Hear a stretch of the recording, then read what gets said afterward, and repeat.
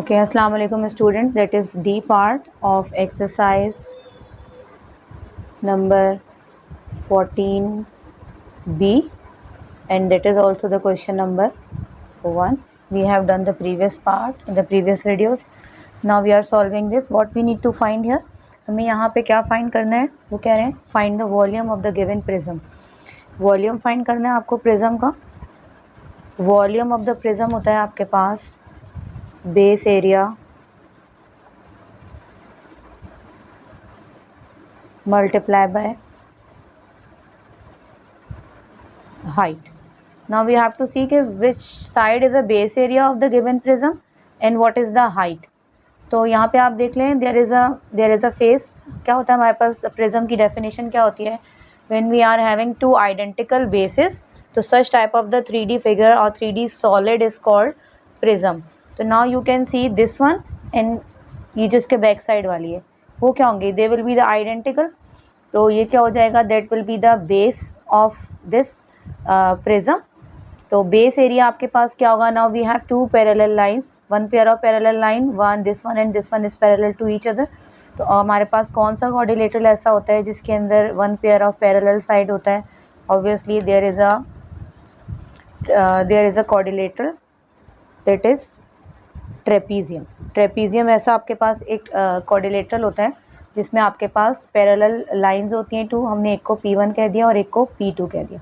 Now you can see the length of P2 is 14, the length of P1 is 18, the length of P1 is 18. And what is the height of this trapezium? The height of this trapezium is 6 centimetre. So for the base area आप क्या कर सकते हैं, substitute कर दीजिए value. Volume हो गया आपके पास, डायरेक्ट ही कर देते हैं. प्रीवियस क्वेश्चंस में हमने अलग अलग बेस एरिया निकाला था, यहाँ पे खैर इतना मसला नहीं है, यहाँ जल्दी से हम कर लेते हैं.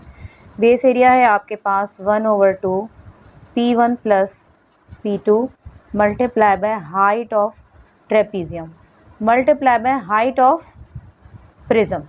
अब प्रिज्म की हाइट क्या है और आपके पास ट्रेपीजियम की हाइट क्या है? ये आपके पास प्रिज्म की क्या है, height. That is a height of prism and that is a height of trapezium. Substitute कर दें वैल्यूज़ आप सारी इसके अंदर. ये हो जाएगा आपके पास 1/2 P1 है according to the given question 18 centimetre plus P2 है आपके पास 14 सेंटीमीटर. H है अकॉर्डिंग टू द क्वेश्चन आपके पास 6 सेंटीमीटर. ये हो गया आपके पास बेस एरिया.